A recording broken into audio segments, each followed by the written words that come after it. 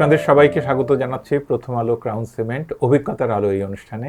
আজকে আমি অত্যন্ত আনন্দিত এবং আমি খুবই নিজেকে সৌভাগ্যবান মনে করছি যে আজকে বাংলাদেশের অভিভাবক এবং 90 বছর যার জীবনের অভিজ্ঞতা, আমাদের মুক্তিযুদ্ধের সঙ্গে আমাদের বাংলাদেশের স্বাধীন বাংলাদেশের রূপকল্প তৈরির জন্যে যিনি বিশেষভাবে আমরা বলবো যাকে আমাদের প্রশংসা করতে হবে, গৌরবের মুকুট যাকে দিতে হবে, অধ্যাপক রেহমান সোবহান। তার সঙ্গে আমরা তাঁর অভিজ্ঞতার কথা শুনব। স্যার, আপনাকে আমাদের এই অনুষ্ঠানে স্বাগত জানাই। Thank you. স্যার, আপনার জন্ম হয়েছিল 1935 সাল 1935 মার্চ 12। তো আপনার নিজের জন্ম তো আর আপনার নিজের মনে থাকবে না। You can't remember your own birth, right? আমার শুধু এইটা মেমরি আছে কি ওইটা খুব নাম করা নার্সিং হোম ছিল, এলগিন নার্সিং হোম। ওই রাস্তার মধ্যে ওই সুভাষ বোসের ফ্যামিলি বিল্ডিং আছে ওই এলগিন রোডে, কয়েক বিল্ডিং এর কাছে আছে। তো আমার যখন প্রয়োজন ছিল টু ফাইন্ড আউট আমার বার্থ রেকর্ডস, তো আমি যখন গেলাম তো দেখলাম কি ওই হাসপাতাল তো আর নাই। তো তারপর আমি সুগাত বোস, ওই সুভাষ বোসের নাতিকে, গ্র্যান্ড নেফিউকে জিজ্ঞেস করেছি কি কী অবস্থা আছে। উনি বলেছে কি ওইটা তো আর নাই, ওনার জন্ম ওই ঘর ছিল, ওই হাসপাতালে ছিল। স্যার, আপনার বাবা খন্দকার ফজলে সোবহান, আপনার ওনারা হচ্ছে মুর্শিদাবাদের লোক। মুর্শিদাবাদের লোক। আর আপনার পূর্বপুরুষ 33তম হচ্ছে জাফররা, হজরত আবু বকর রাদিয়াল্লাহু আনহু প্রথম খলিফা। এইটা আমার দাদা মেমোয়ারে লিখেছে। কত হিস্টোরিক্যালি রিলায়েবল আমি বলতে পারি নাই, বাট এইটা ওনার বিশ্বাস ছিল। উনি তারপর একটা ট্রেস করেছে ঐতিহাসিক থেকে, কিন্তু ওই ফ্যামিলি লিনিয়েজের মধ্যে অনেক ফাঁক আছে। স্যার, আপনার আব্বা উনি কি বাংলা বলতেন না? খুব চমৎকার বলতেন। ওনার ফ্যামিলির মধ্যে they use to only speak in Bangla. ফ্যামিলির মধ্যে বলতেন? ফ্যামিলির মধ্যে, বিকজ মুর্শিদাবাদের নিয়ম তো ছিল পার্টিকুলারলি ওই family they were trained in Urdu and Bangla, but mostly Urdu ব্যবহার হতো when they were talking to people, বিশেষ কলকাতা এসবে। বাট পরিবারের মধ্যে যখন whenever the family members, brothers, sisters, আপোষে বসে they always spoke বাংলা। আচ্ছা, তাহলে তো বাঙালি ছিলেন বলা যায়। হ্যাঁ, অফকোর্স বাঙালি ছিলেন। আব্বা Bangali, no doubt at all. মাদারের সিচুয়েশন অন্য ছিল। আপনার আম্মা হচ্ছেন হাসমতারা। হ্যাঁ, ওনার বাবা ইউপির লোক। আর ওনার মায়েরা আবার মা কাশ্মীরের। ওই ঢাকা ফ্যামিলি, নবাব ফ্যামিলির। হ্যাঁ, নবাব ফ্যামিলির আদি বাড়ি হচ্ছে আবার কাশ্মীর। হ্যাঁ।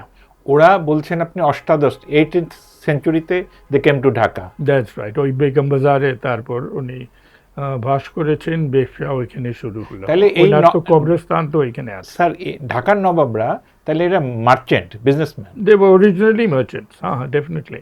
তারপর ওনার তো যে নিয়ম ছিল, they were very successful businessman. আর সাকসেসফুল বিজনেসম্যান যখন সুযোগ হলো, হাতের পুঁজি ছিল, তো যখন হিন্দু জমিনদার সব যে আছে ওনার তো, তুমি তো জলসাগর এসবে অনেক কিছু মুভিজ দেখেছো। They live all those extravagant life. তারপর ব্যাংক্রাপসিতে চলে গেল, they zamindaris being bought up by people who had money. তো ওই সময় থেকে উনি ওনার যেসব জমিনদারি যে অকশনে চলে গেল, they were progressively buying that up, and that is how they became zamindars. তো শেষ পথে it is said, I don't know, যখন আমার ভাওয়াল রাজা এসবের কাহিনী আমি দেখলাম, that they were by 47 they were the biggest জমিনদার্স in Bengal, but mostly as I said by buying up. Owner Nawab title তো ব্রিটিশ দিয়েছে। এটার সাথে নবাব সিরাজউদ্দৌলা বা শায়েস্তা খান এদের কোনো সম্পর্ক নেই? না, ওনার সঙ্গে কোনো সম্পর্ক নাই। ওই মিউটিনির পরে তারপর ওই Nawab Abdul Gani I think was the first person, and then তারপর হেরিডিটরি নবাব ওনাকে করে দিয়েছে শেষে। বিকজ অনেক তো নবাব রাজা তো হেরিডিটরি ছিলেন না, এক ব্যক্তিকে পরিচয় দিয়ে they use to give the award, but খুবই কম ছিল যে এখানে হেরিডিটরি হয়ে গেছে। তো এটা যখন নবাব হাসান আসকারি এসব ছিলেন এখানে, they were inherited people who inherited the award. তাহলে আপনার মায়ের ফ্যামিলি তারা বাংলা বলতেন না? না, ওইটা উর্দু বলতেন। ওরা বলতেন। Because Nawab family was also Urdu speaker, but many of them were quite fluent in Bangla, and they were also partly educated in Bangla, but mostly onar family language chilo Urdu, and আমার নানা তো 100% উর্দু ছিলেন।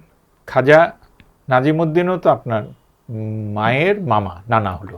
হ্যাঁ, that's it. আমার নানির ভাই, নানির ভাই। ওই দুই ভাই এক বোন ছিলেন, ভাই ওই খাজা নাজিমুদ্দিন ও খাজা শাহাবুদ্দিন। জি স্যার, আপনার শৈশবে প্রথম স্কুলে যাওয়ার স্মৃতি, আপনি খুব সুন্দর আপনার বই বাংলাতে তো বেরিয়েছে ভারত থেকে, উতল রমন্থন, আর একটা খুব সুন্দর ইংরেজিতে অরিজিনালি বেরিয়েছিল আনট্রাঙ্কুইল রিকালেকশনস। এখানে আপনি সুন্দর লিখেছেন যে আপনার একটা ছোটবেলায় 3-4 বছর বয়সে প্রতিভা ছিল, আপনি আয়াদের কাজের লোকদের হাতে কামড় দিতে পারতেন এবং সেখানে সুন্দর একটা দাঁতের মালা রচিত হতো। তো এই প্রতিভাটা আপনি প্রথম যখন স্কুলে গেলেন, এটা বেশি দে ডিড নট অ্যাপ্রিশিয়েট ইট। ওইটা বলবেন একটু? ওনার তো ওই আপনার স্কুল কোনটা ছিল? ক্যাথলিক স্কুল ছিল, ওই লরেটো কনভেন্ট। তো ওইখানেও তো ওনার তো অনেক ডিসিপ্লিন লোক ছিলেন এখানে, ওই যে সব নান সব চালাতো এখানে। তো they did not appreciate it, আমাকে কোনো একটা জায়গা বন্ধ করে দিয়েছে। So you are 4 or 5 or 3 then? I was in 3। ইয়া।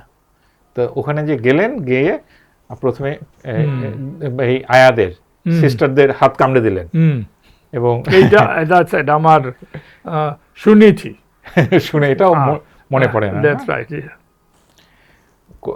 শৈশবে ওই স্কুল থেকে তারপরে আপনি দার্জিলিং এ গেলেন, সেন্ট পলস। সেটা কত বছর? 7 বছর বয়সে আমি গেলাম। 7 years old। তো খুবই early sir. So you did not Cry?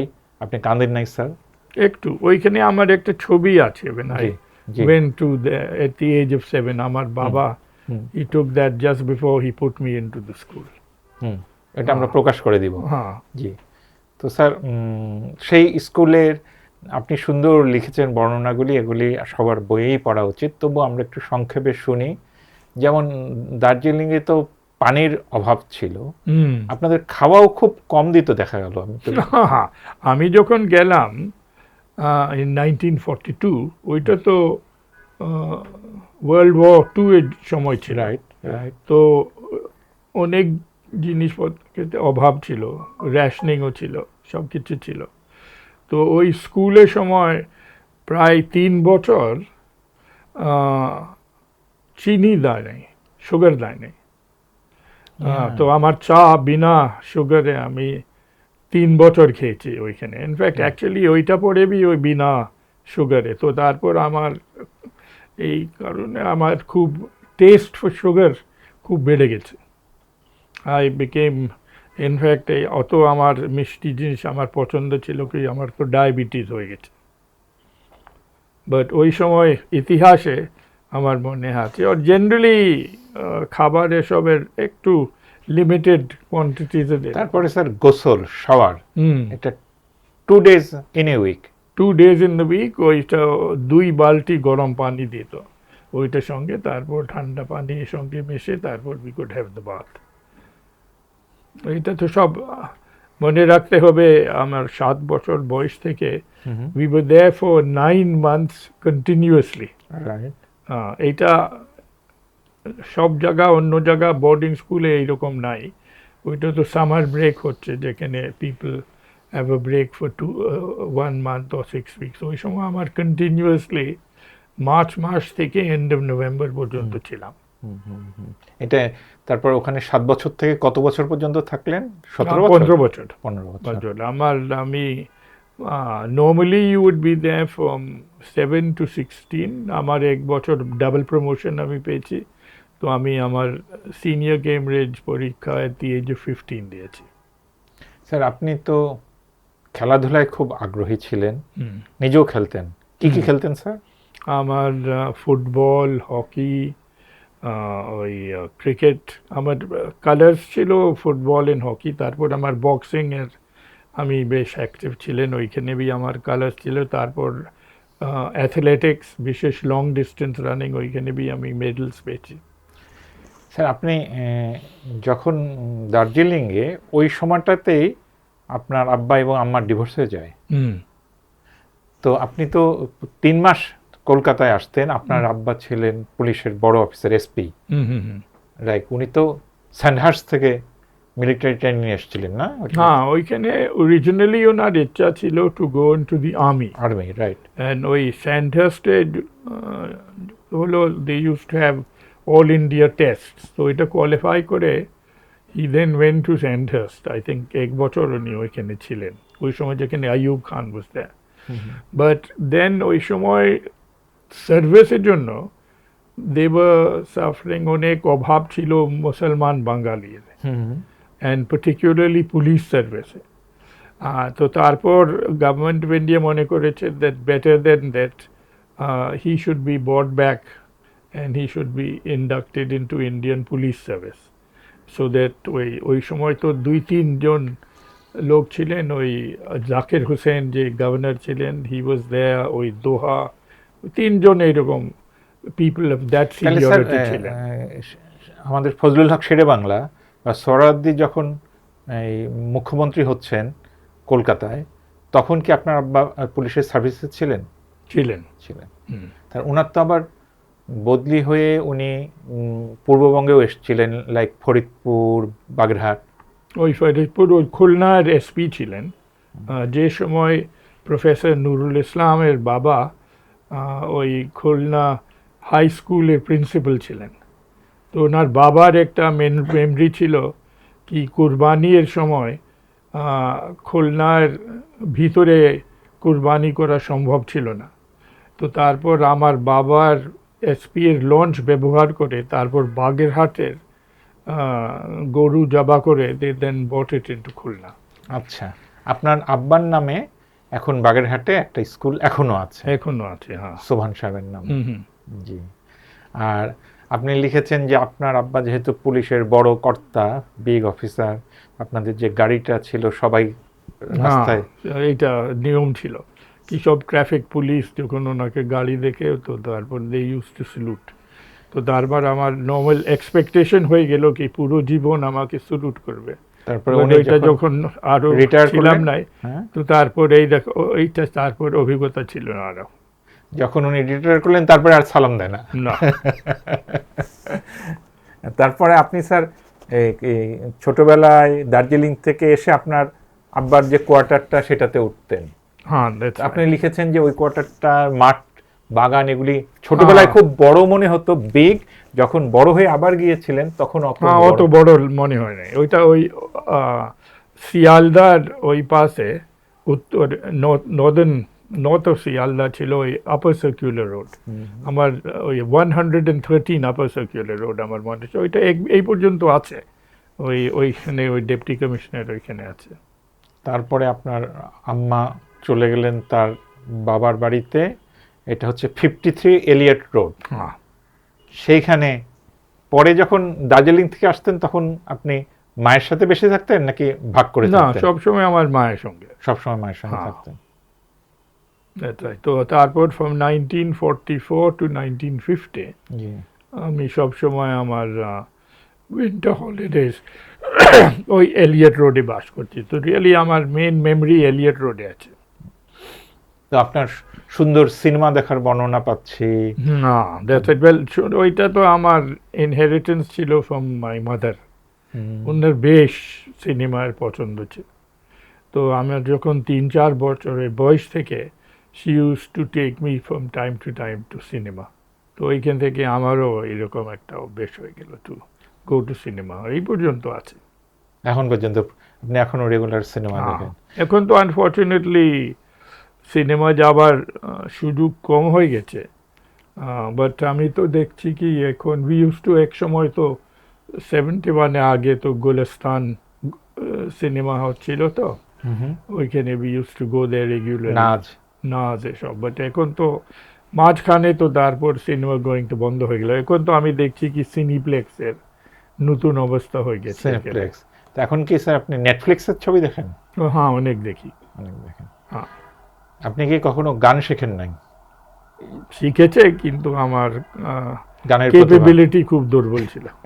আর নাচের বিষয়ে তো আপনার বিশেষ আগ্রহ আছে, নৃত্য, ডান্স। হ্যাঁ, নো এইসব, বাট আমার বাবা when he was deputy commissioner, ওই সময় উদয় শঙ্করের সঙ্গে ভালো সম্পর্ক ছিল।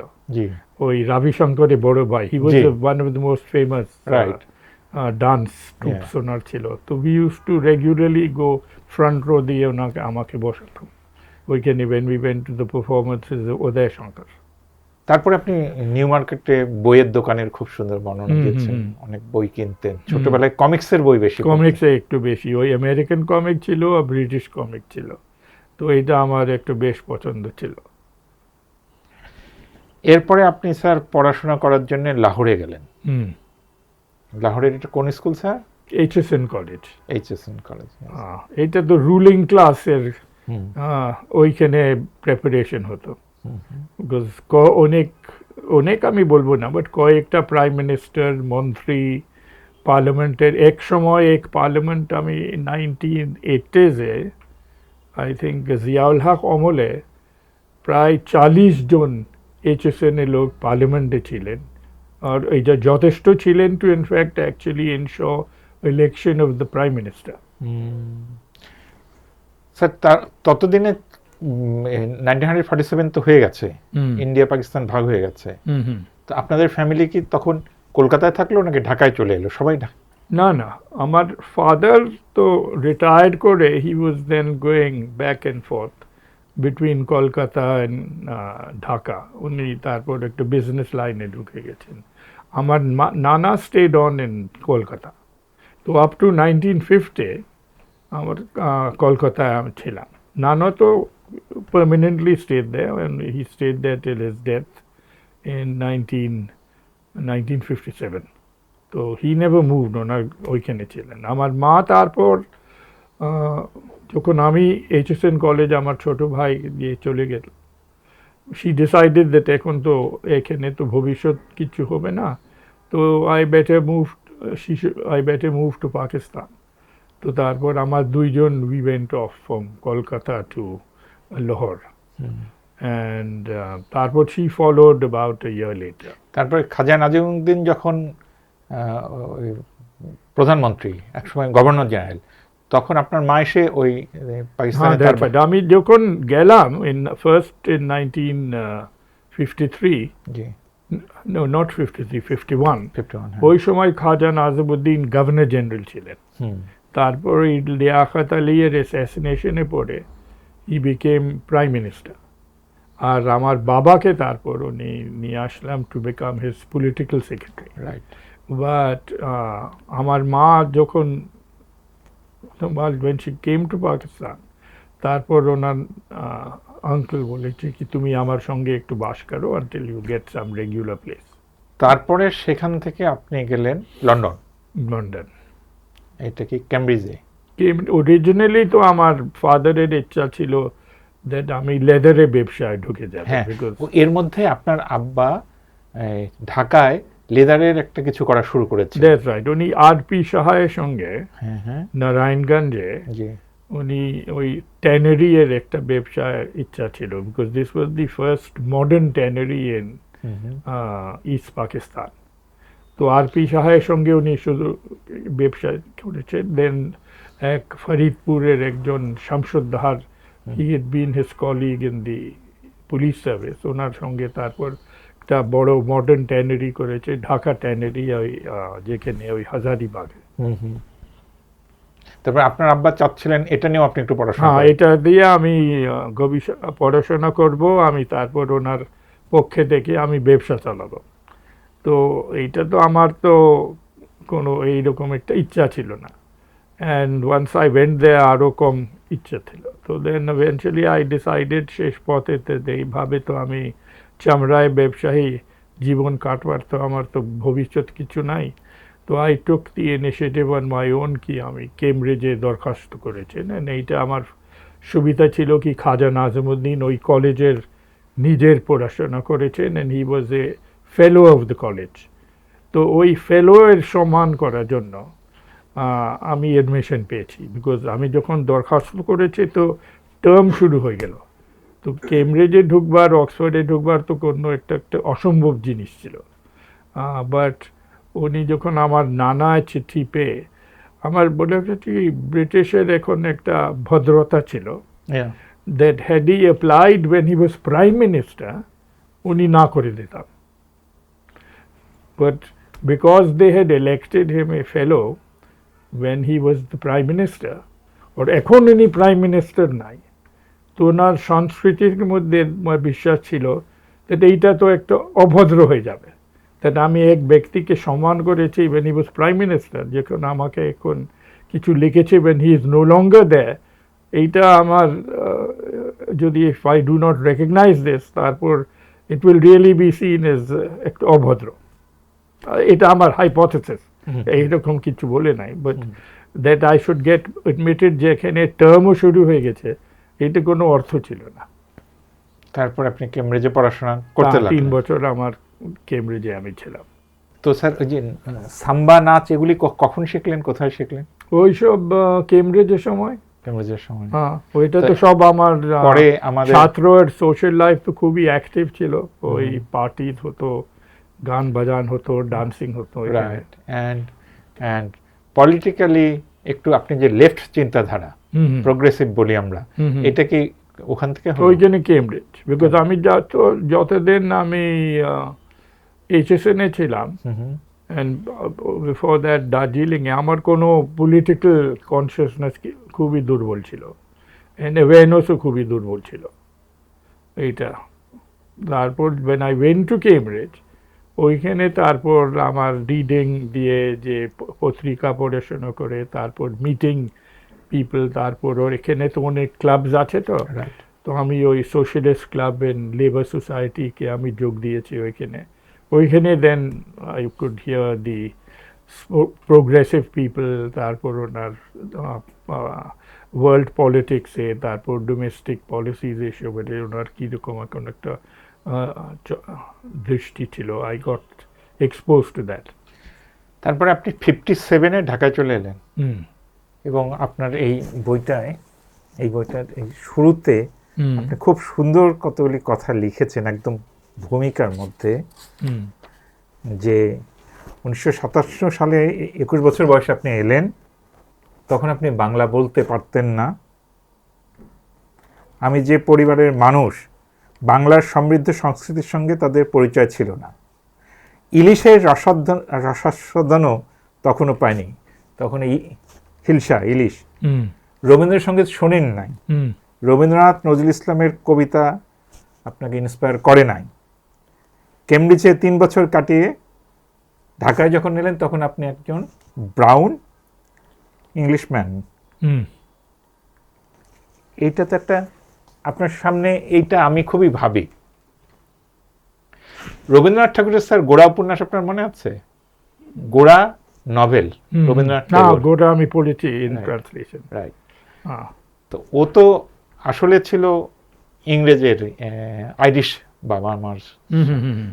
হি থট যে সে একটা ব্রাহ্মণ, খুব ব্রাহ্মণ্যবাদ প্রচার করত। জীবনের শেষে এসে জানলো he was not a Hindu at all. তো আপনি ঠিক আছে, বাঙালি, মুর্শিদাবাদের ফজলে সোবান সাহেবের ছেলে, কিন্তু আপনার মা তো পুরাই উর্দু স্পিকিং, আপনাদের বাবার বাড়িতে উর্দু স্পিকিং এক অর্থে, বাইরে তো বটেই। You chose to come to Bangladesh, to east Bengal, and you chose to be a Bangali. এটা তো বড় সিদ্ধান্ত, এটা কেমনে নিলেন স্যার আপনি? নিলাম, as I said, আমি তো লিখেছি that I was an ideological Bengali. Right. এইটা আমার ইচ্ছা করে আমি এই জাত এর উপরে I decided to make my future. এটা কি স্যার রিবেল ছিল এক ধরনের? একটু, বাট আমার যে ওই সময় বামপন্থীর যে দৃষ্টি ছিল, জি। ওইটা আমার মনে ছিল কি এটা কিছু যদি ভবিষ্যতে হবে এখানে, তো it has to be related to some place. এইটা তো তারপর অনেক তো আমার মতন লোক বিদেশে চলে গেছেন অ্যান্ড ওইটা ঘুরে বেড়াচ্ছি and they still remain strong leftist. But আমার ইচ্ছা ছিল কি আমি তো একটা সমাজকে যদি আমার সঙ্গে একটা ট্রান্সফরমেশন প্রসেসের মধ্যে যেতে হবে, তো এটা তো লোকেট করতে হবে ইন সাম গ্রাউন্ড।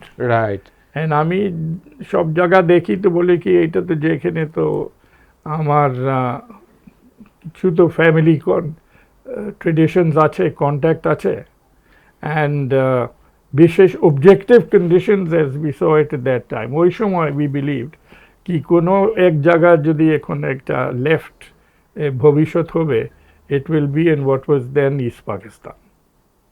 ওইটা আমার ওই সময়ে আমার যাদের সঙ্গে আলাপ আলোচনা হতো, এই বিশ্লেষণের মধ্যে that was our conclusion. Sir আপনি ঢাকায় এলেন, তো আপনার বই আপনি লিখেছেন, এসে আপনি ডক্টর কামাল হোসেন উনি আপনার হচ্ছেন ফুফাতো ভাই, ফুপির বাড়িতে উঠলেন বেইলি রোডে এক সময়। হ্যাঁ, এক সময় শুরুতে আমি অন্য নানা রকম জায়গা ছিলেন, but finally I came and stayed in Bailey road. তারপরে ঢাকা বিশ্ববিদ্যালয়ে জয়েন করলেন?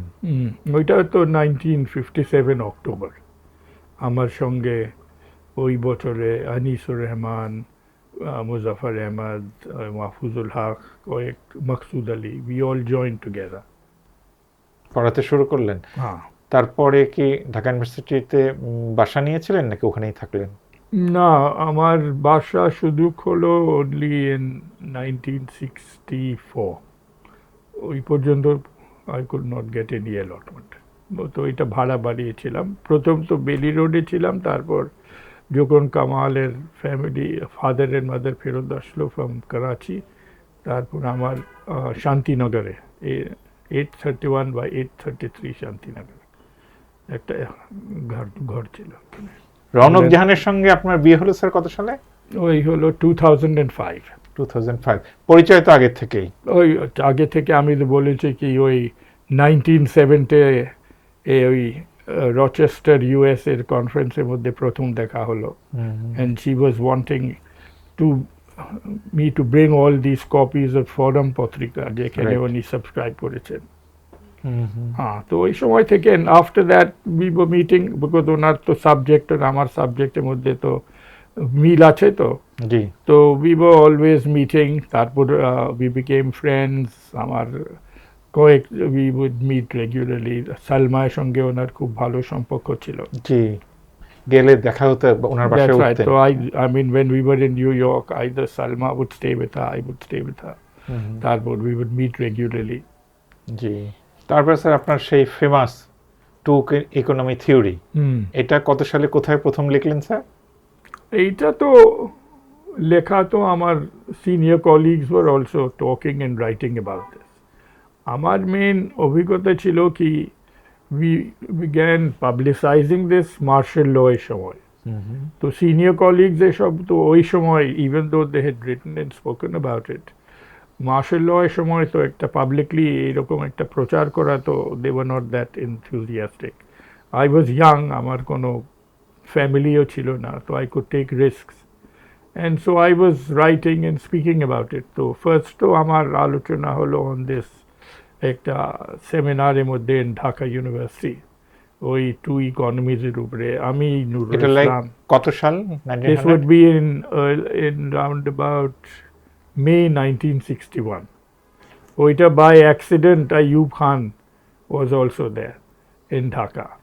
And তারপর উনি যখন he was leaving, তো জার্নালিস্ট ওনাকে জিজ্ঞেস করেছেন কি এখানে তো বলা যাচ্ছে কি পাকিস্তানের দুই অর্থনীতি আছে, তো আপনি কি মনে করেন?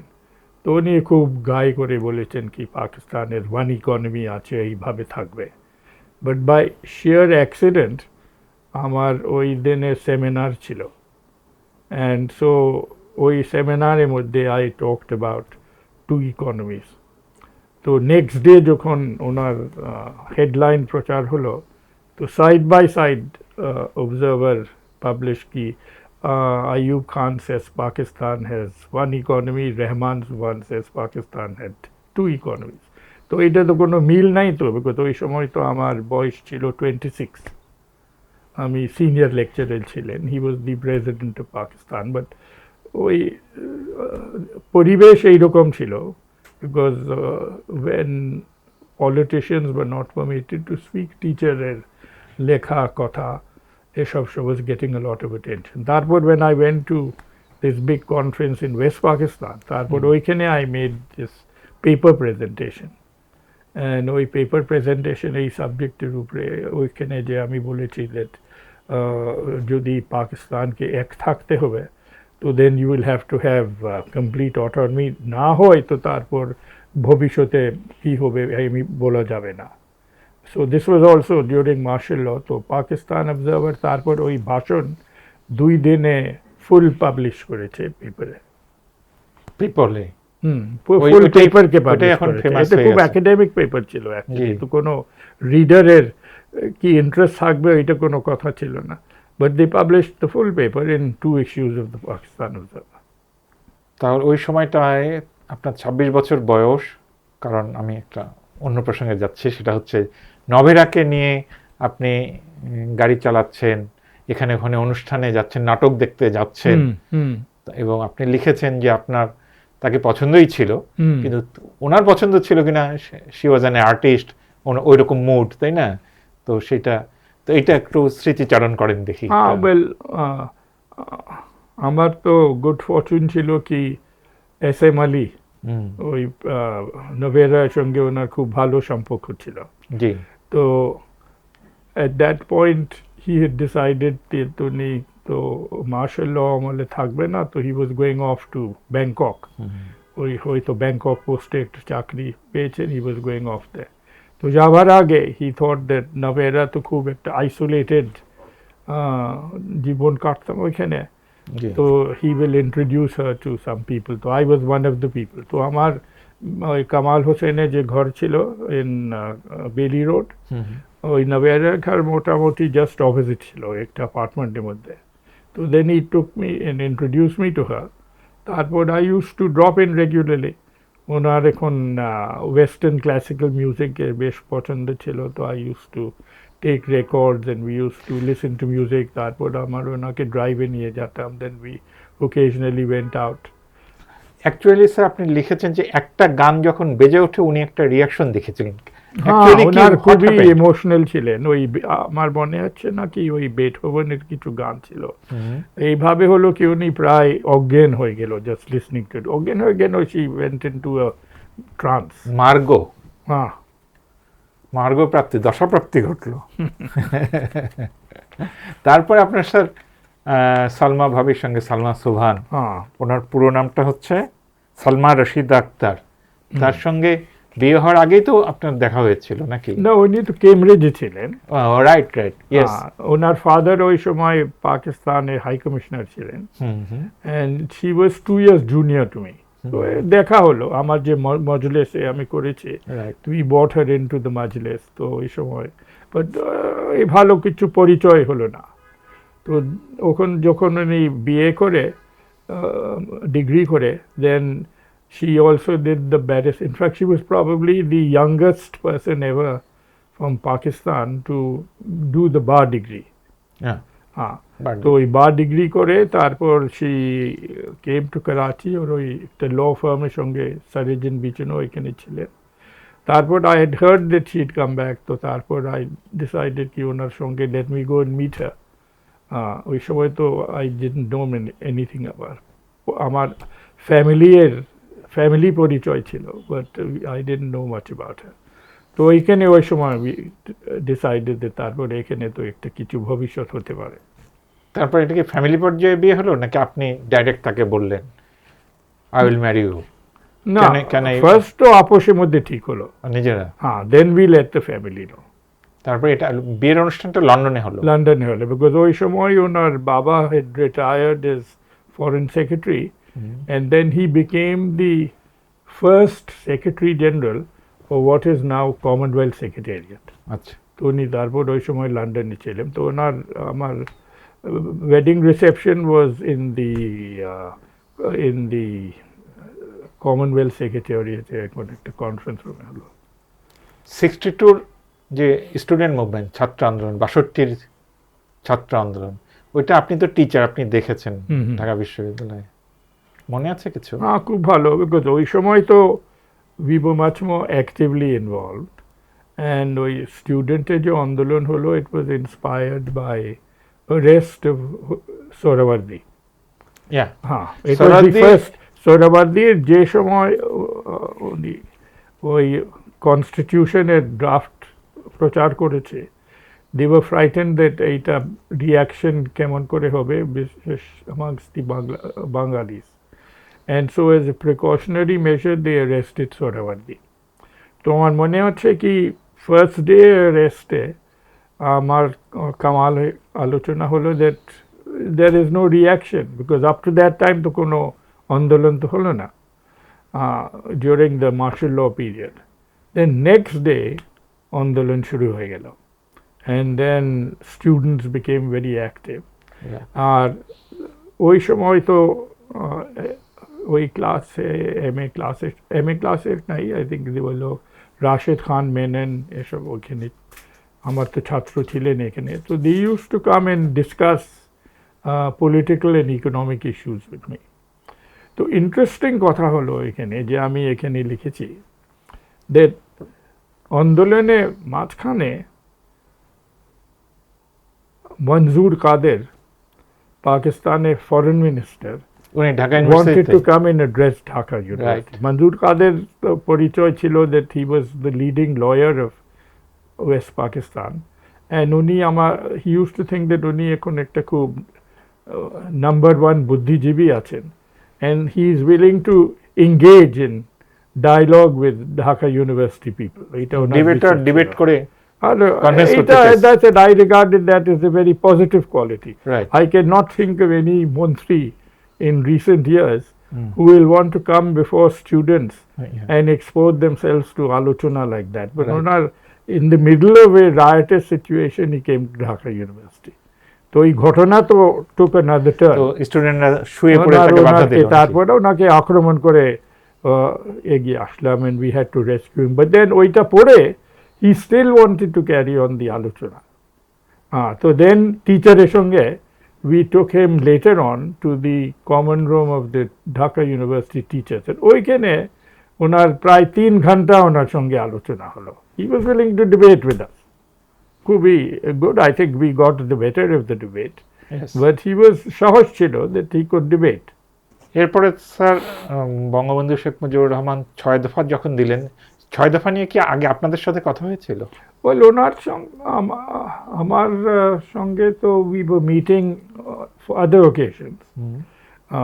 যখন সোহরাওয়ার্দী সাহেব used to come to Dhaka at that time, তো Bangabandhu was always with him.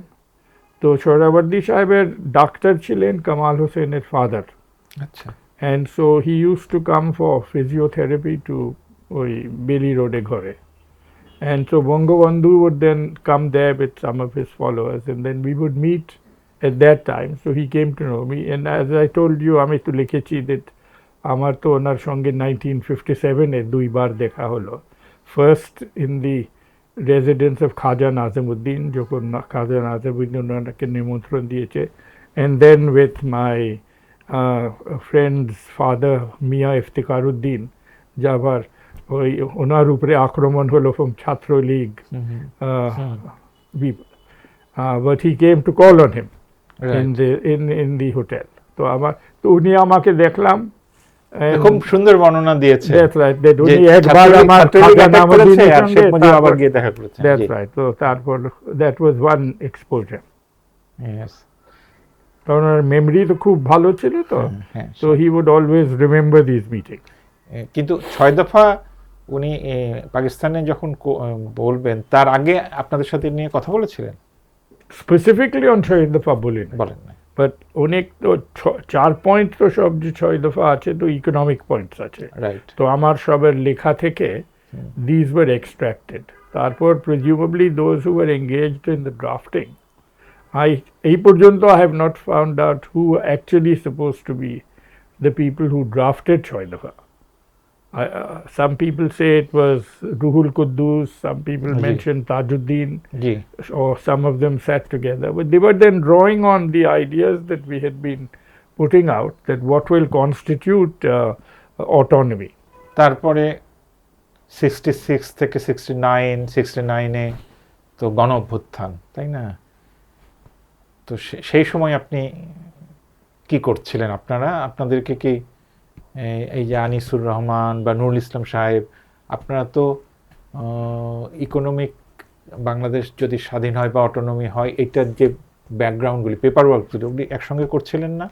করছিলাম, বিকজ ওই সময় তো after I came back from England, তারপর আমার কামালও আমার সুযোগ হলো to meet with Bangabandhu and Tajuddin, and then 69-এ আপনি লন্ডনে ছিলেন পিএইচডি করার জন্য, পিএইচডি না করে আপনি চলে এলেন। দ্যাটস রাইট, আমি আমার পিএইচডি কে অ্যাবান্ডন করে I came back to Dhaka, and then আমি ইমিডিয়েটলি যুক্ত হয়ে গেলাম, and I was then meeting regularly with Tajuddin and Bangabandhu through Kamal Hossain, and he was then consulting us কি এখন কোন পয়েন্টে এগিয়ে নিয়ে যেতে হবে, what are the immediate issues.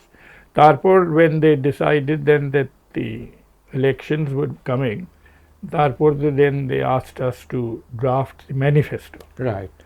তো ওই ম্যানিফেস্টো তো কামাল হাতে দিয়েছে, দেন Kamal drew in Nurul Islam, myself and Anisur Rahman.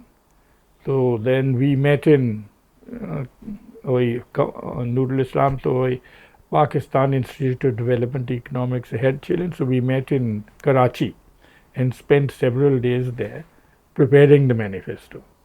তারপর তো ম্যানিফেস্টো এর তো আমার ইচ্ছা ছিল ওইখানে, বিকজ ওই সময় তো বামপন্থী তো ভেরি সাসপিশিয়াস অফ বঙ্গবন্ধু, আমার তো আই ডোন্ট নো কি তোমার ওই ইতিহাসে একটু মনে আছে, অ্যান্ড ওনার তো তারপর সবসময় একটা বিশ্বাস ছিল কি উনি তো বাঙালি রাইজিং বুর্জোয়াজি এর নেতৃত্ব দিবেন এখানে, আর ওই ওই 6 পয়েন্টস এসব ওই বুর্জোয়াজি এর জন্য এখন একটা সৃষ্টি হয়েছে. তো left people, even both sides of left, Chinese and মস্কোবাদীজ, were very skeptical about this. তো আমার ইচ্ছা ছিল in the manifesto to demonstrate, because আমার ওনার সঙ্গে দুইটা আর্গুমেন্ট ছিল, that if the manifest, if you want to mobilize all the people, not just the middle class, তো তোমার তো এখন একটা policy orientation দিতে হবে that you are reaching out to them. তো অনেক progressive components of we put it into the manifesto. Sir, দুইটা ঘটনা, একটা হচ্ছে যে 1970-এর নির্বাচনের আগে আপনি শেখ মুজিবুর রহমানের, তাজউদ্দিন আহমেদের এলাকায় যাওয়ার কথা ছিল, কিন্তু নারায়ণগঞ্জে নদীর ধারে আপনি তার ওই প্রচারণার সভা দেখতে গেছেন, তখন আপনি দেখেছিলেন যে কৃষক, শ্রমিক, সাধারণ মানুষ, শ্রমজীবী মানুষ, তারা শেখ মুজিবকে এক নজর দেখার জন্য পাগল হয়ে গেছে, এবং জাহাজ বা লঞ্চ যখন যাচ্ছিল দুই পাশ থেকে লোকজন ঝাঁপ দিয়ে লঞ্চের দিকে সাঁতরে যাচ্ছিল, তখন আপনি আপনার সঙ্গে ছিলেন, তখন আপনি একটা লাইন লিখেছেন যে শেখ মুজিবকে সবাই তো বুর্জোয়া বলে, পুঁজিপতিদের প্রতিনিধি বলে, বা উনি তো সরহদ্দি আমেরিকায় এইসব বিষয়ে বেশি আগ্রহী ছিলেন, তো তাহলে কেন এই শ্রমজীবী মানুষ, লেবার শ্রেণী, ওরা কেন তার জন্য এত পাগল? You wrote that. That's right, yes, and এইটা আমার it strongly influenced our thinking, that এইভাবে মাত্র একটা ম্যাস কনস্টিটিউয়েন্সি হয়ে গেল, এন্ড যদি he had to project himself, he then had to reach out to that constituency. আরেকটা জিনিস স্যার মনে হয় আপনি লিখেছেন যে আপনারা অনেক খেটে খুঁটে ম্যানিফেস্টো তৈরি করলেন, যেটার মধ্যে অনেক লেফটিস্ট ইনগ্রেডিয়েন্টস ছিল, উপাদান ছিল, কিন্তু যখন এটা পাশ হলো কোনো আলোচনা ছাড়াই পাশ হয়ে গেল। হ্যাঁ, বাট এইটা আনফর্চুনেটলি আওয়ামী লীগে অভিজ্ঞতা ছিল, right, that they were not willing to have any major discussion on subjects. বঙ্গবন্ধুর যখন বলেছে কি এইটা উপরে আমার সাপোর্ট আছে, পাস করো, পাস হয়ে গেল। আমার তো এক্সপেকটেশন ছিল that it will be debated in the council meeting, right, and ওই এমআর সিদ্দিকী এসব সব তো ব্যবসা ব্যাকগ্রাউন্ডে পার্টি হ্যাঁ, ছিলেন, তো হ্যাঁ, তো এটা ফ্রি পাস হয়ে যাবে, এইটা তো আমার। and তারপর আমার এখন একটা অ্যাপ্রিহেনশন বি হয়ে গেল that how deeply was this progressive agenda registered in the minds of the party people. এইটা স্টিল মনে হয় সামটাইমস যে বুদ্ধিজীবীরা, সংস্কৃতি, পোয়েট, রাইটার্স, তারা যে প্রোগ্রেসিভ সেকুলার আওয়ামী লীগকে কল্পনা করে, প্র্যাকটিক্যাল আওয়ামী লীগ ওইটা কি না? না, ওয়েল, আমার ওই সময়ের মধ্যে তোমার মতন লোক were all against Awami League, Right. এই তো আমার।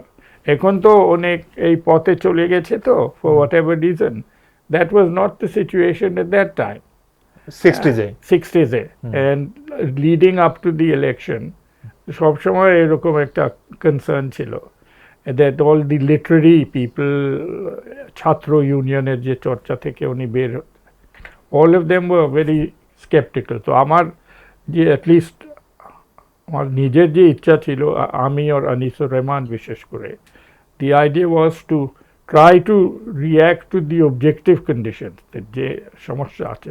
আর আমার একটা যে ব্যাপার ছিল, which I used to point out to them at that time, that সব তো আমার ইস্ট পাকিস্তানে ব্যবসা সেক্টর ও বাঙালি হাতে আছে। রাইট, তো যদি তোমার 6 দফা হয়ে যায় অ্যান্ড তুমি তারপর পলিসিস করতে পারো and you can bring resources here, everything will still go in to the hands of the ও বাঙালি পিপল। তো তুমি যে মনে করছো কি শুধু আমার ওই দুই অর্থনীতির কেন্দ্রীয় করে সব কিছু সব ঠিক হয়ে যাবে, দ্যাট ইজ নট কারেক্ট। তো তোমাকে এখন একটা ওই ইনস্টিটিউশনাল অবস্থা বুঝতে হবে। অ্যান্ড তারপর আমার ওই সময় আর্গুমেন্ট ছিল that the only way you are going to do this is কি তুমি এইটা প্রাইভেট সেক্টর যে মনোপলাইজড হয় ও বাঙালি হাতে, ওইটাকে তুমি সরকারের ক্ষমতার মধ্যে তুমি নিয়ে আসতে পারবো। তো দেন you will then be able to get full control over the economy. তো এটা কেন্দ্রীয় করে then we put in this program for nationalization, which the logic was fully understood by Bangabandhu and Tajuddin. ওনার দুইজন খুবই ইন্টেলিজেন্ট মানুষ ছিলেন, and intelligent মানে কি এমনি তো ইন্টেলিজেন্ট আছে, but they understood economics also, and political economy too, they understood very well. So they then gave full support to this idea.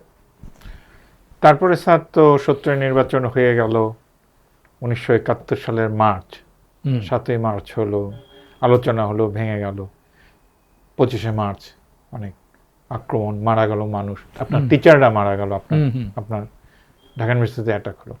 এরপর আপনি যে 27শে মার্চে বেড়াইট দিয়ে যাওয়ার চেষ্টা করলেন আগরতলার দিকে, তো আপনার মনে আছে যে আপনি এটা খুব সুন্দর বর্ণনা লিখেছেন, ভেরি গুড ডিসক্রিপশন। নিউ লুঙ্গি, নিউ পাঞ্জাবি পরে আপনি যখন যাচ্ছিলেন, তখন বাঙালিরা আপনাকে তো পাকিস্তানি ভেবে আক্রমণই করতে বসলো। আনিসুর রহমান আপনার সঙ্গে ছিলেন, ওইটার ঘটনাটা একটু বলেন স্যার। ওয়েল, একটু ব্যাক স্টোরি তো আছে, দ্যাট আমার নাইভিটি, ফুলিশনেস যে কিছু বলা যায়, বাট আমার তো বিশ্বাস ছিল না that we will be regarded as combatant. আমি লিখেছে, উনি কিছু বলেছে, I was very well known for that. আমার ফরম পত্রিকা ছিল।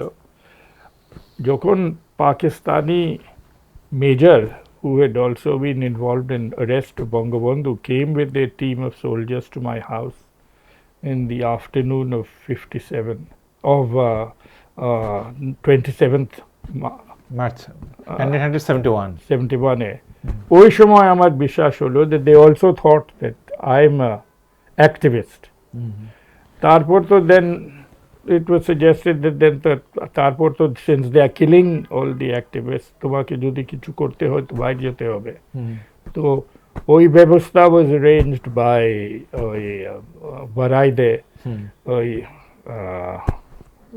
মতিন মিয়া ওনার যে ছিল আর আমার এসকর্ট ছিল লেটার আওয়ামী লীগ এমপি রহমতুল্লাহ মনে আছে রহমতুল্লাহকে ওই গুলশানে এমপি ছিলেন and at that time he was a student তো ইনি আর আরেকজন আমার নিয়ে গেলাম ওই সময় তো দেন এই অভিজ্ঞতা হলো এটা একটা লঞ্চে হলো তো লঞ্চে হলে কি যখন we were crossing the river ওই সময় ছাত্র সব আমাকে they wanted to talk to me আমি কিছু বলে না এখানে তারপর ওনার মনে হলো কি কিছু গোলমাল আছে এখানে and then they stopped at the next landing point আমার সবকে বলে কি আপনি নেমে চলে আসেন ওইখানে তারপর ওইখানে তো তারপর তর্ক শুরু হয়ে গেল ওইখানে আমার মেন ভয় ছিল that we did not want to reveal who we were because আমার বিশ্বাস ছিল কি পাকিস্তানের এজেন্ট সব জায়গা ঘুরছে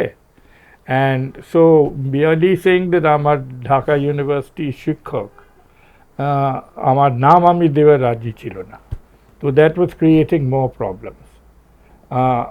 Anis and Mustafa Manware তো কোনো অসুবিধা হলো না তারপর সৌভাগ্য কি just when the situation was getting serious Oxford University Press had এক কর্মচারী who used to know me because when I used to go for the publication of my book উনি তারপর বললেন কি এই ব্যক্তি তো রহমান সুবহান ঢাকা ইউনিভার্সিটি টিচার বাট ওইটা বি যথেষ্ট হলো না তো তারপর যখন আওয়ামী লীগ লিডার্স কেম ওনার নাম তো শুনেছে বাট নাম চেহারার সঙ্গে তো কোনো মিল ছিল না তো for that then they send for this to student leaders right who are in ওই গ্রাম থেকে আপনাদের ঢাকা ইউনিভার্সিটির ছাত্রকে নাকি খুঁজে আনছিল দ্যাটস রাইট ওই যে professor Noman of Dhaka college ওনার ভাই and nephew they came running from there ওই একজন হিস্ট্রি ছাত্র আর একজন আমার ডাইরেক্ট ছাত্র মুক্তাদা যে আইএলওতে চাকরি করেছে they ran প্রায় 2-3 মাইল দৌড় দিয়ে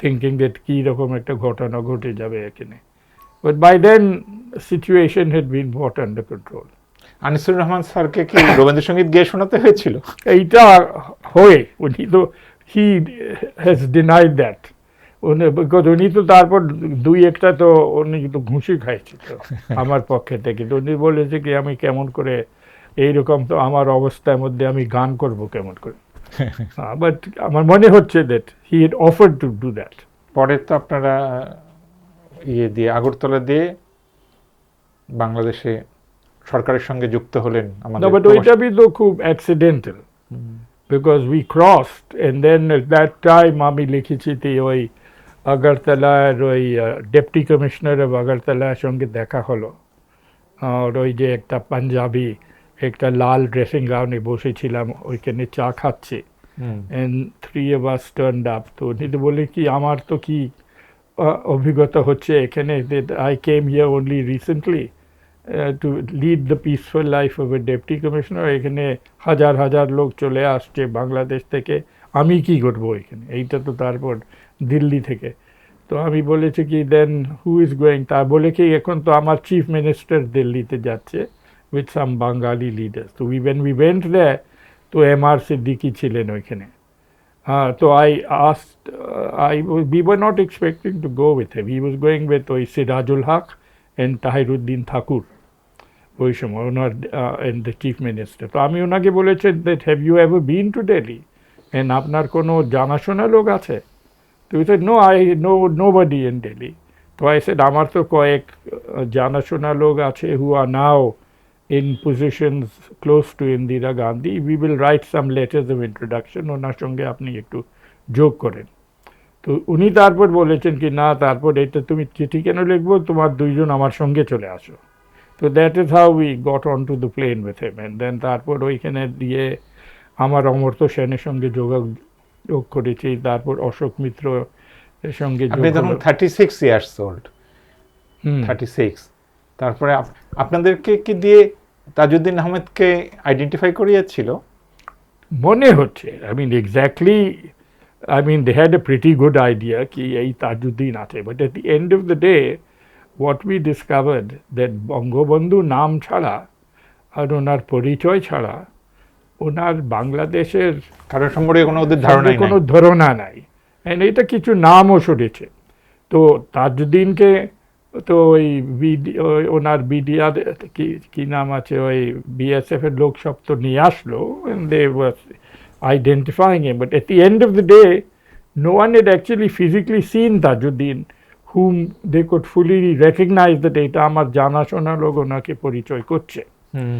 তো আমার থিঙ্কিং হচ্ছে that just to make sure that এই সঠিক লোক আছে এখানে, they took us along, and আমার তো just before he met Tajuddin, হাফসার সঙ্গে যে আমার আলোচনা হলো, he wanted to know কি who are the other people apart from Bangabandhu. আমি তো কোনো লোককে চিনি নাই, ওইটা সেকেন্ড র্যাঙ্কের মধ্যে who are the এটা capable একটা leaders। বিশাল প্রশ্ন যে ইন্ডিয়া কি পেপার ওয়ার্ক হোমওয়ার্ক করে রাখে নাই? সবকে বিশ্বাস ছিল, পাকিস্তানে বিশ্বাস ছিল এটা তো একটা Indian conspiracy. I never found any evidence of that because they were very uninformed G. about what was going on. And generally everyone was uninformed. এখন তো when we met all the top journalists, professors, এইসব তো আলাপ আলোচনা, they know nothing at all about what was happening over here. একটু কিছু পেপারের মধ্যে উনি দেখেছেন এখানে। তারপরে স্যার 1971-এ আপনি বাংলাদেশের পক্ষে কাজ করতে তারপরে পশ্চিমে চলে গেলেন, কোথায় গেছিলেন? না, ওই সময় তো আমি যখন তাজউদ্দিন সাহেবে বসেছিলাম, তো we heard on the radio that পাকিস্তানের ওই এম আহমদ, ওই যে top economic man, he is going to Washington right. to get aid from US and World Bank.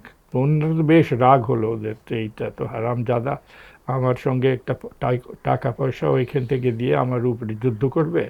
তো you must immediately set out and try to stop it. তো immediately set out একজন 36 ইয়ার university টিচারকে তুমি বলবো কি তুমি একটা পাকিস্তান সরকারের ক্যাম্পেইনকে তুমি একটু বাধা দাও এখানে। But then I went at that time with his mandate. Official mandate ছিল না because no government had been formed, so I just had his authority to go. And তারপর আমি লন্ডনে গেলাম, তারপর I went to Washington, তারপর ওই ওয়াশিংটনে ওই সময় তো এমবাসিজ এসবের ডিফেকশন হলো না তো, জি। so I was the one who was up there in the front line. তো ওই সেনেটরের সঙ্গে দেখা করেছে, মিডিয়ার উপরে আমি কথা বলেছে এখানে। I went to the top editors of all the newspapers. ওই সময় I was very active. Sir 72 সালে আপনি তো প্ল্যানিং কমিশনে যোগ দিলেন। স্যার আপনার কি কোনো রিগ্রেট আছে যে ওই সময় তো পৃথিবীব্যাপী বামপন্থা পপুলার ছিল, ইভেন ভুট্টো নিজেকে বামপন্থী দাবি করত, তা আমরা যে এই যে ন্যাশনালাইজ করলাম, আমাদের কলকারখানাগুলো যে জাতীয়করণ করা হলো, এইটা কি পরে কি আপনার মনে হয়েছে যে কাজটা ভুল হয়েছিল? না, ওইটা তো not least because main force behind the জাতীয়করণ was the fact that মালিক তো সব পালিয়ে গেল তো। জি।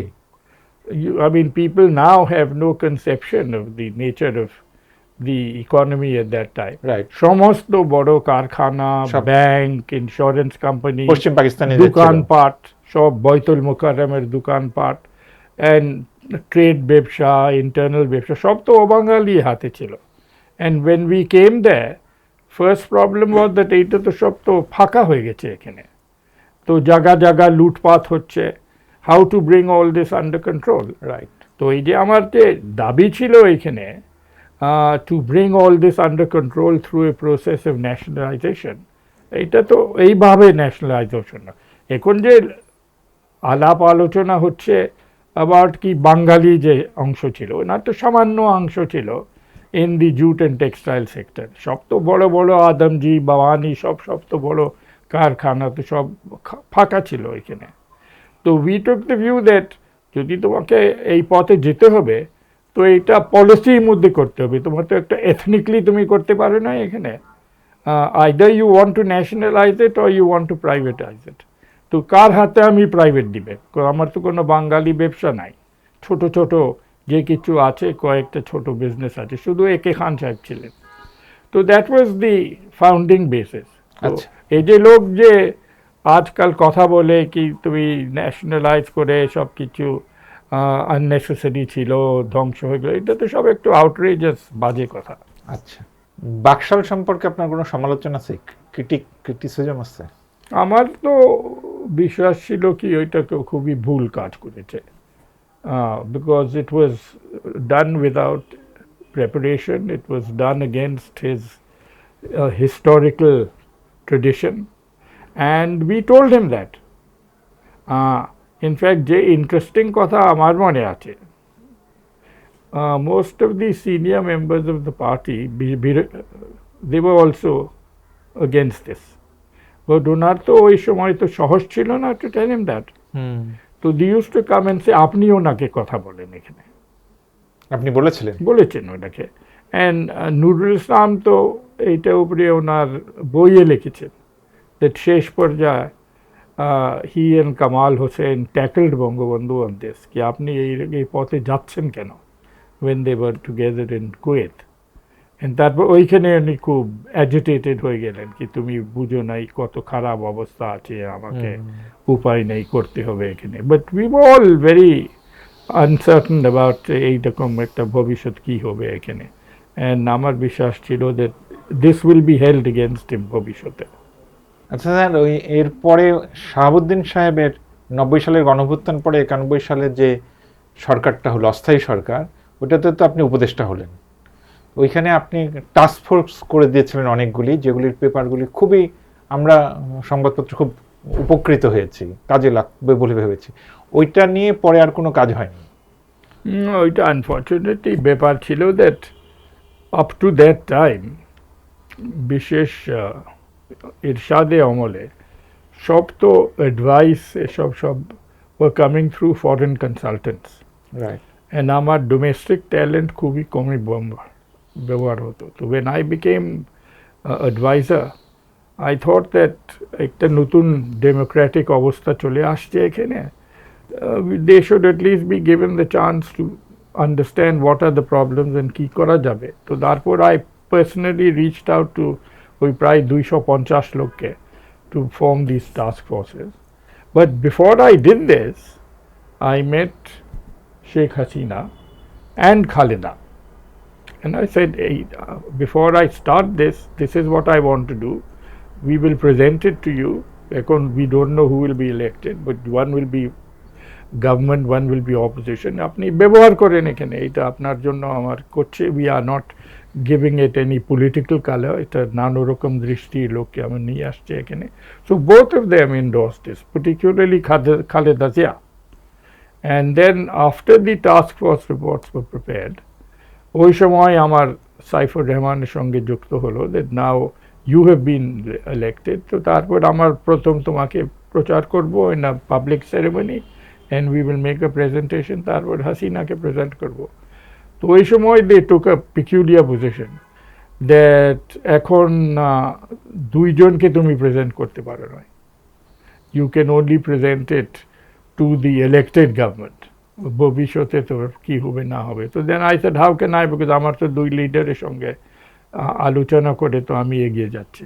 So then after that we presented it to Shahabuddin and he circulated it. Then তারপর যখন পাবলিশ হয়ে গেল during the time 4 volume, then I went and made presentations to Prime Minister and leader of the opposition. But unfortunately ওই সময় কিছু ব্যবহার হয় না। That was the tragedy. And then তারপর CPD ঠিক এই প্রসেসকে রিপিট করেছে prior to the 2001 election. That we will prepare a set of recommendations কি করা আছে, কি সম্ভাবনা আছে। অনেক আমার ওল্ড টাস্ক ফোর্স লোককে জোগাড় করে, সেম এক্সপিরিয়েন্স ওই সময় হয়ে গেল। তো এই যে এখন তো যে চর্চা চলছে এখন about commissions and reports, I remember those two experiences was. এখন যে সংস্কার committee, that's right, that unless যে ইনকামিং সরকার is willing to commit itself to something and to do it, তুমি যদি বাইরে থেকে তুমি ওনার উপরে যদি কিছু চাপ করতে চাও তো then I am not sure এটা ভবিষ্যৎ কি হবে।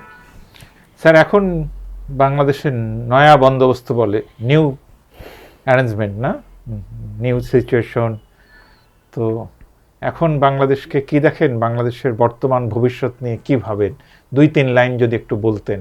ওয়েল, বন্দোবস্ত আমার বিশ্বাস আছে কি একটা খুব একটা ননসেন্সিক্যাল কনসেপ্ট, বিকজ বন্দোবস্ত মানে কি একটা সেটেলমেন্ট হয়ে গেছে যেখানে all the players and agreement. Obviously এখানে তো কোনো বন্দোবস্ত হয় নাই, না, because major element has been excluded from that বন্দোবস্ত। রাইট। তো তারপর সেটেলমেন্ট কখন হবে, কোন সময় হবে, তো better not use this word at all. এখন তো বাংলাদেশে until all the major political players can come to an agreement as to make the system work, I'm not sure how we will be able to have a stable democratic and political process. সেটার সাথে sir culturally নানান মত, left right, progressive conservative, এই সমাজের মধ্যে পাশাপাশি থাকা বা মিলেমিশে থাকা, এটা কিভাবে মানে এই করা যাবে স্যার? মানে রাজনৈতিক ব্যবধানটা মনে হচ্ছে সাংস্কৃতিক এবং বিশ্বাসগত ব্যবধান থেকেও উদ্ভূত, মানে do we need something to mix up all this things and না, এখন তো পলিটিক্স ছাড়া এখন আইডেন্টিটি অ্যান্ড কালচারের উপরে তো একটা গভীর এন্ড এক্সটেন্ডেড আলোচনা করতে হবে, around which we can then come to an agreement. এক দেশের মধ্যে 50 বছর পরে যদি we are still fighting the cultural wars, তো এই Right. দেশের ভবিষ্যৎ কি হবে? Because this is not so a next settled 50, war. 50 years we will do this thing, go on. এই তো আমার ভয়ের কথা। তো at the end of the day, some leadership will have to go through a process of creating both a national reconciliation at a level of politics and a level of culture. Right sir, সেটা দিয়েই তাহলে আজকে আমরা না, শেষ করি আলোচনাটা।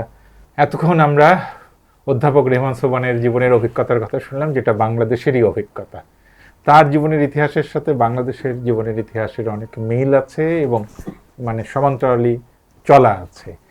এই আলোচনা থেকে আমরা নিশ্চয়ই উপকৃত হব। স্যার, আপনাকে অনেক ধন্যবাদ এবং দর্শক মণ্ডলী আপনাদের সবাইকে ধন্যবাদ।